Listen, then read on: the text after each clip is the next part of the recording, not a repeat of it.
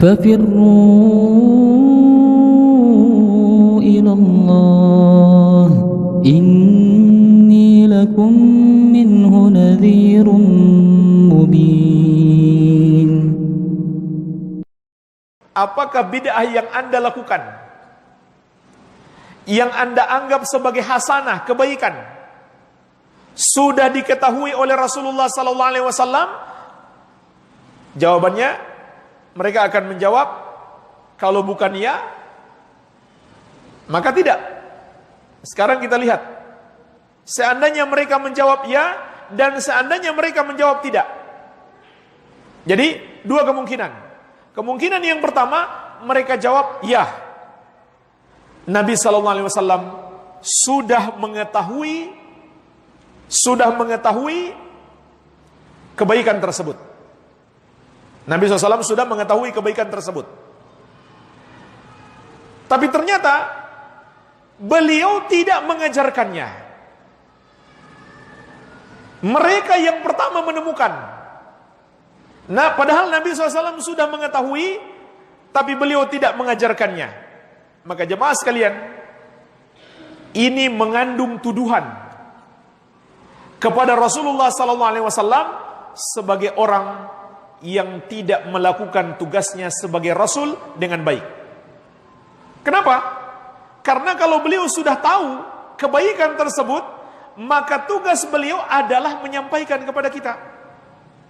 Kalau mereka mengatakan sebenarnya Nabi sudah tahu tapi tidak mengajarkan kepada kita, berarti menuduh Nabi Muhammad SAW tidak melakukan tugasnya dengan baik.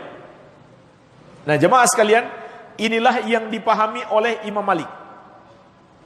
Sebagaimana kata beliau, "Man ibtada'a fil islami bid'atan yaraha hasanatan, faqad za'ama anna Muhammadan sallallahu alaihi wasallam khana risalah." Barang siapa berbuat bid'ah dalam Islam, lalu dia anggap itu adalah bid'ah hasanah, maka dia sama saja menuduh Rasulullah SAW mengkhianati tugas kerasulannya. Artinya, sama saja dia mengatakan Nabi SAW tidak melakukan tugas sebagai Rasul dengan baik. Apa tugas beliau sebagai Rasul? Mengajarkan semua kebaikan. Ternyata mereka menuduh ada kebaikan yang Rasul sudah mengetahui tapi tidak beliau ajarkan. Ini jemaah sekalian, bahaya bid'ah. Bid'ah itu seakan-akan menuduh Rasulullah SAW tidak melakukan tugasnya dengan baik sebagai seorang Rasul. Karena Allah telah mengatakan, "Al-yawma akmaltu lakum dinakum." Pada hari ini telah kusempurnakan untukmu agamamu. Artinya, agama kita sudah lengkap. Lengkap itu maknanya semua kebaikan sudah diajarkan oleh Nabi SAW. Karena sudah lengkap. Seharusnya Nabi SAW telah mengajarkan semua kebaikan. Lalu ada orang yang mengklaim, ini buktinya ada kebaikan yang Nabi SAW belum ajarkan. Padahal beliau sudah tahu.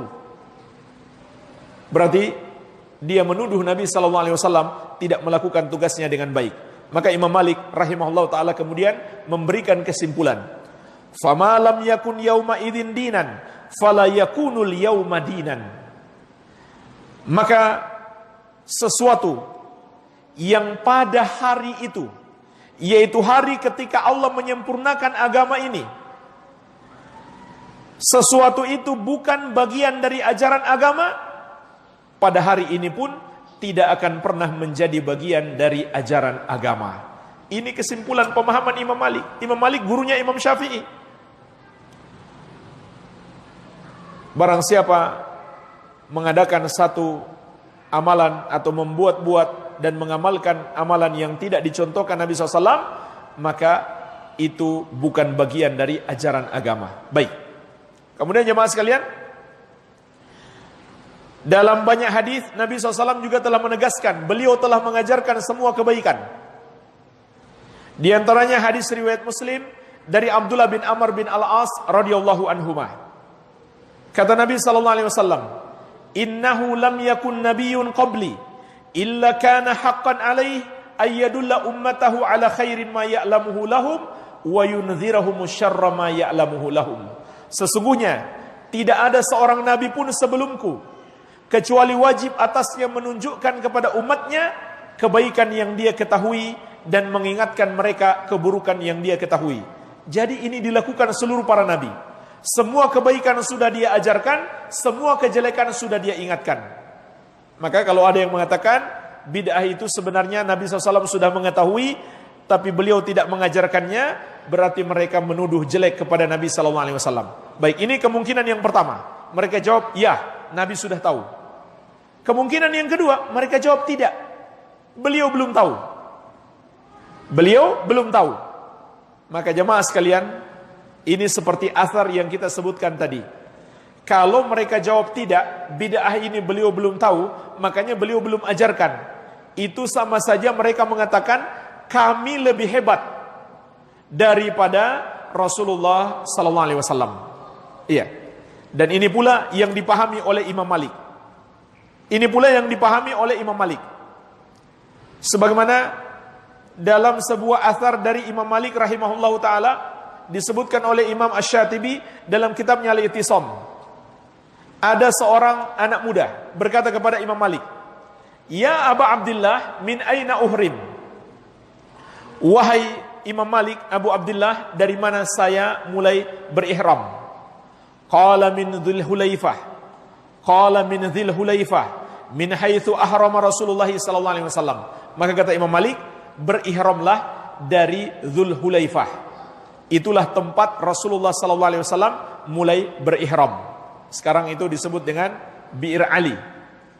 Kalau kita dari Masjid Nabawi atau dari hotel kita ke arah Makkah, maka kurang lebih setengah jam perjalanan kita mampir di Dzul Hulaifah. Dari situlah kita mulai berihram untuk haji atau umrah. Faqala, maka anak muda itu berkata, "Inni uridu an uhrima minal masjid." Sesungguhnya saya ingin berihram dari masjid. Faqala la taf'al, maka Imam Malik mengatakan jangan kamu lakukan. Lalu orang itu berkata lagi, fa inni uridu an uhrima minal masjid min indil qabr. Saya tetap akan berihram dari masjid dari dekat kubur Nabi sallallahu alaihi wasallam. Kenapa jemaah sekalian? Mungkin logikanya, dan ini logika umum orang yang melakukan bid'ah. Kalau dia berihram dari masjid, maka tempatnya lebih jauh. Lebih jauh daripada Dzul Hulaifah. Lebih jauh untuk ke Makkah. Lebih jauh berarti lebih banyak. Langkah-langkah kakinya lebih banyak, pahalanya pun lebih besar. Ditambah lagi masjid Nabi, masjid yang mulia. Tambah lagi kubur beliau. Yang dikubur di situ orang yang mulia. Maka ini namanya akal-akalan. Menggunakan akal-akalan, tidak mengikuti dalil. Iya. Maka apa kata Imam Malik? La taf'al, jangan kamu lakukan. Fa inni akhsha 'alaikal fitnah, karena aku takut kamu tertimpa fitnah. Maka orang itu bertanya, wa ayu fitnatin fi hadhihi? Fitnah apa? Innama hiya amyalun aziduha. Itu kan hanya nambah beberapa mil saja. Jadi logikanya kan tambah banyak, masa mendapatkan fitnah. Fitnah apa? Maka perhatikanlah jemaah sekalian apa jawaban Imam Malik. Wa ayyu fitnatin a'zam min antara annaka sabaqta ila fadilatin qassara anha Rasulullah sallallahu alaihi wasallam.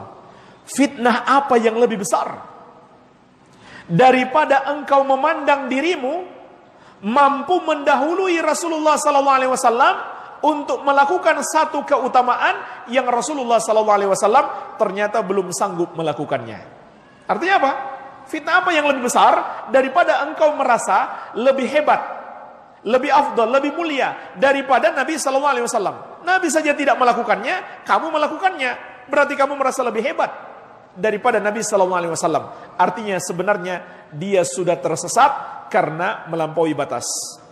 Kemudian Imam Malik berkata, sesungguhnya Allah Subhanahu wa taala berfirman, "Falyahdharil ladzina yukhalifuna an amri an tusibahum fitnah aw yusibahum adzabun alim."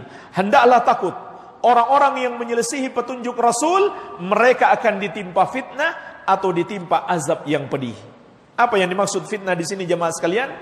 Maksudnya adalah kesesatan. Jadi orang yang mengada-ada dalam agama berarti dia menyelisihi petunjuk Rasul. Ini pemahaman Imam Malik. Perhatikan jemaah sekalian, ini pemahaman Imam Malik. Orang yang mengada-ada dalam agama berarti dia menyelisihi petunjuk Rasul. Makanya Imam Malik baca ayat ini. Ancaman kepada orang yang menyelisihi petunjuk Rasul. Kemudian dia akan ditimpa fitnah, yaitu dia pasti tersesat. Itulah sebabnya Nabi SAW menegaskan kullu bid'atin dolalah, setiap bid'ah itu sesat. Karena orang yang menyelisihi petunjuk Nabi SAW, yaitu berbuat bid'ah, Allah katakan dalam ayat ini akan ditimpa fitnah, yaitu tersesat. Ini pemahaman Imam Malik rahimahullahu ta'ala. Jadi pertanyaan ini nggak mungkin bisa dijawab. Apakah bid'ah yang kamu lakukan Nabi SAW sudah tahu belum? Dia jawab ya salah, dia jawab tidak salah. وما أرسلنا من قبلك إلا رجالا نوحي إليهم فاسألوا أهل الذكر إن كنتم لا تعلمون بالبينات والزبر وأنزلنا إليك الذكر لتبين للناس ما نزل إليهم ولعلهم يتفكرون أفأمن الذين مكروا السيئات أن يخسف الله بهم الأرض أو يأتيهم العذاب من حيث لا يشعرون أو يأخذهم في تقلبهم فما هم بمعجزين أو يأخذهم على تخوف فإن ربكم لرؤوف رحيم